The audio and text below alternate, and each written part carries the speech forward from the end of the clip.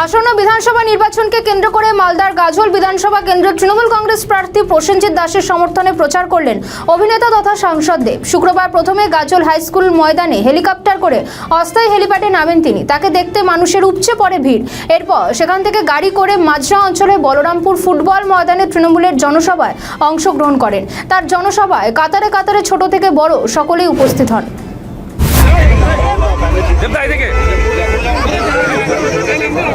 ভারতবর্ষের সবচেয়ে বড় উৎসব হচ্ছে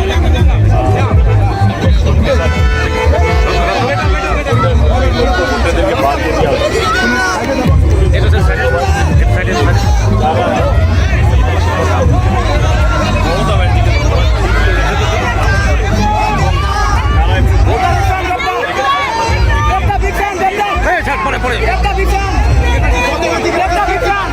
আমাদের ভিডিও ভালো লাগলে লাইক ও শেয়ার করুন, কমেন্ট সেকশনে আপনাদের মতামত জানান।